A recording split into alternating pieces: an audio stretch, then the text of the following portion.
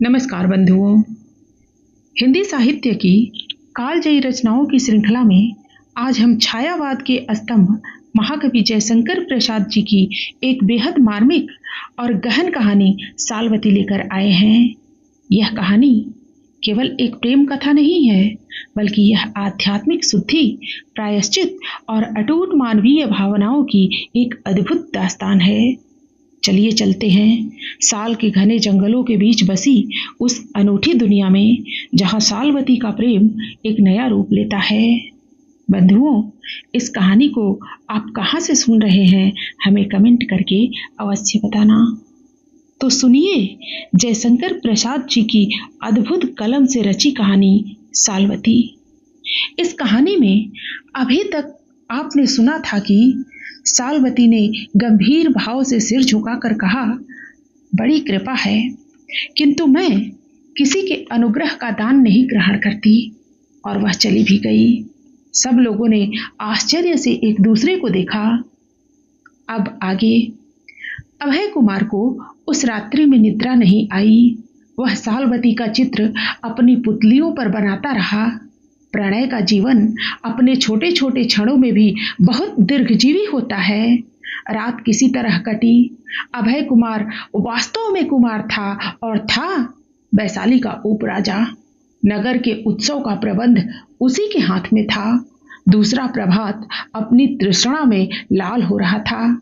अभय के हृदय में निदारुण अपमान भी चुभ रहा था, और चुभ रहा था उन दार्शनिक कुल पुत्रों का सव्यंग परिहास, जो सालवती के अनुग्रह न लेने पर उसकी स्वतंत्रता की विजय समझकर और भी तीव्र हो उठा था। उन कुल पुत्रों की गोष्ठी उसी साल कानन में जमी रही। अभी उन लोगों ने स्नान आदि से निवृत्त होकर भोजन भी नहीं किया था कि दूर से तुर्यनाद सुनाई पड़ा। साथ में एक राजपुरुष उच्च कंठ से पुकारता था, आज अनंग पूजा के लिए वज्जियों के संघ में से सबसे सुंदरी कुमारी चुनी जाएगी। जिसको चुनाव में आना हो, संस्थागार में एक प्रहर के भीतर आ जाए। अभिनंद उछल पड़ा। उसने कहा, मैत्रायण, सालवती को लिवा ले चलना चाहिए। ऐसा न हो कि वैशाली के सबसे उत्तम सौंदर्य का अपमान हो जाए। किंतु वह अभिमानिनी चलेगी? यही तो विकट प्रश्न है। हम सब चलकर प्रार्थना करें। तो चलो। सब अपना दुकूल संभालते हुए सालवती की झोपड़ी की ओर चल पड़े। सालवती अपना नियमित भोज्य चावल बना रही थी। उसके पास थोड़ा दूध और फल रखा था। उसने इन लोगों को आते देखकर सहज प्रसन्नता से मुस्कुराकर कहा, स्वागत। माननीय कुल पुत्रों को आतिथ्य ग्रहण करने के लिए मैं निमंत्रित करती हूँ। उसने एक शुभ्र कंबल बिछा दिया। युवकों ने बैठते हुए कहा, किंतु हम लोग भी एक निमंत्रण देने आए हैं। सालवती कुछ सोचने लगी। हम लोगों की प्रार्थना अनुचित न होगी, आनंद ने कहा। कहिए। वैशाली के नागरिकों ने एक नया निर्णय लिया है कि इस बार बसंतोत्सव की अनंग पूजा वज्जी राष्ट्र की सर्वश्रेष्ठ सुंदरी के हाथों से कराई जाए। इसके लिए संस्थागार में चुनाव होगा। तो इसमें क्या मैं परिवर्तन कर सकती हूँ? सालवती ने सरलता से पूछा। नहीं सुभे, आपको भी इसमें भाग लेना होगा। हम लोग आपको संस्थागार में ले चलेंगे और पूर्ण विश्वास है कि हम लोगों का पक्ष विजयी होगा। किंतु क्या आप लोगों का यह मुझ पर अनुग्रह न होगा, जिसे मैं कदापि न ग्रहण करूंगी? नहीं भद्रे, यदि हमारे प्रस्ताव को बहुमत मिला तो क्या हम लोगों की विजय न होगी? और तब क्या हम ही लोग आपके अनुग्रहित न होंगे? सालवती कुछ चुप सी हो गई। मैत्रायण ने फिर कहा, विचारों की स्वतंत्रता इसी में है कि वे स्पष्ट रूप से प्रचारित किए जाएं, न कि वे सत्य होते हुए भी दबा दिए जाएं। सालवती इस सम्मान से अपने हृदय को अछूता न रख सकी।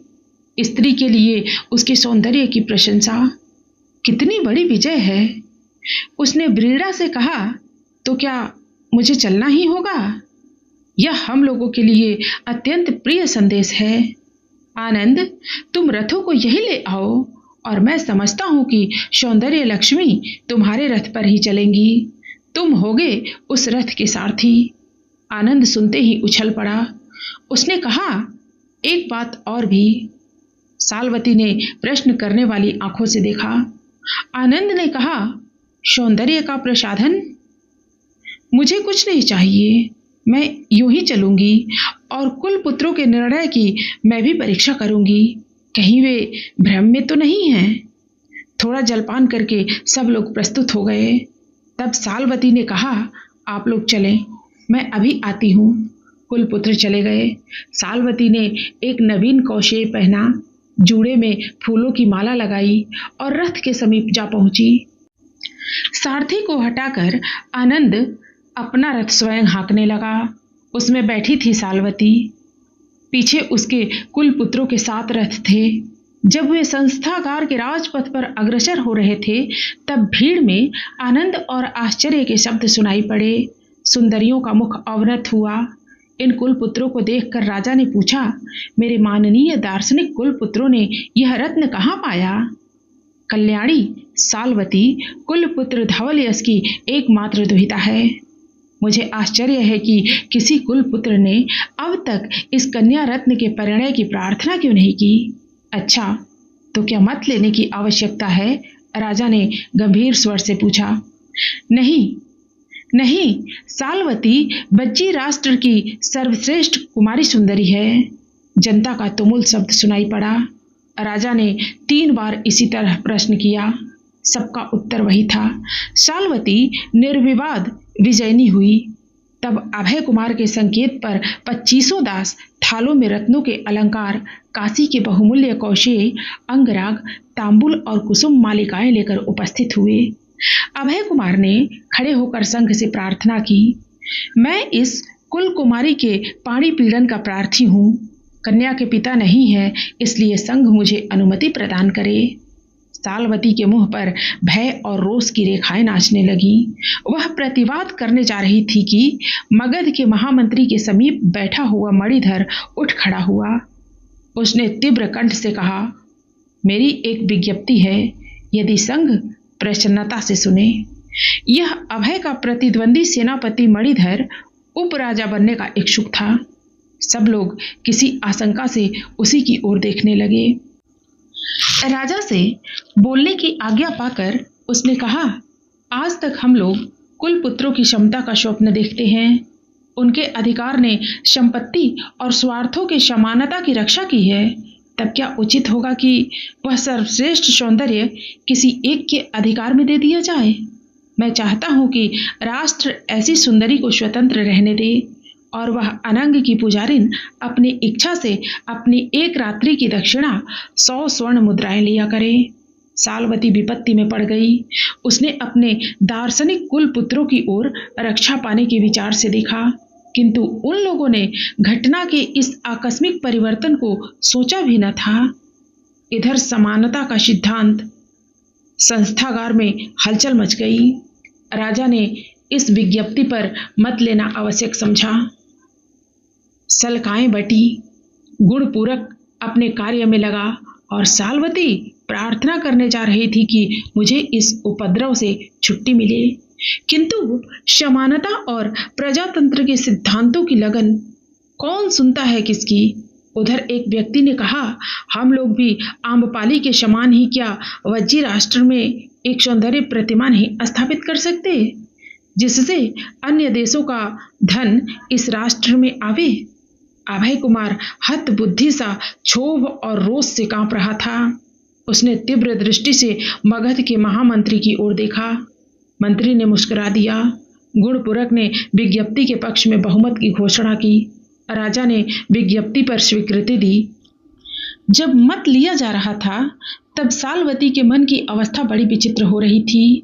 कभी तो वह सोचती थी पिता हिरण्य के उपासक थे, स्वर्ण ही संसार का प्रभु है, स्वतंत्रता का बीज है, वही 100 स्वर्ण मुद्राएं उसकी दक्षिणा है और अनुग्रह करेगी वही। तिस पर इतनी संवर्धना, इतना आदर। दूसरे क्षण उसके मन में यह बात खटकने लगती कि वह कितनी दयनीय है, जो कुल वधू का अधिकार उसके हाथ से छीन लिया गया। और उसने ही तो अभय का अपमान किया था। किस लिए? अनुग्रह न लेने का अभिमान। तो क्या मनुष्य को प्रायः वही करना पड़ता है जिसे वह नहीं चाहता? उसी ने मगध के महामंत्री के सामने प्रजातंत्र का उत्कर्ष बताया था। वही एक राज मगध का प्रतिनिधि यहाँ बैठा है। तब बहुमत की जय हो। वह विरोध करना चाहती थी परंतु कर न सकी। उसने आनंद के नियतिवाद का एक बार मन में स्मरण किया और गंतव्य पथ पर वेग से चली। तब सालवती को घेर कर कुलपुत्रों ने आनंद से उसका जय घोष किया। देखते देखते सालवती के चरणों में उपहार के ढेर लग गए।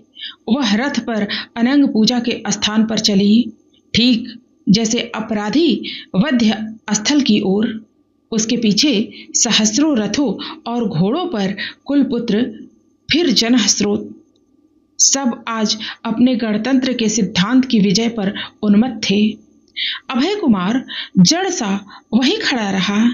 जब संस्थागार से निकलने के लिए मंत्री उसके पास आया तब अभय का हाथ दबाकर उसने कहा, उपराजा प्रसन्न हो।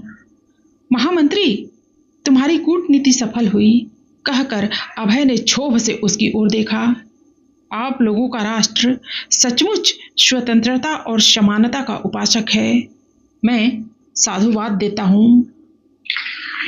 दोनों अपने रथों पर चढ़कर चले गए।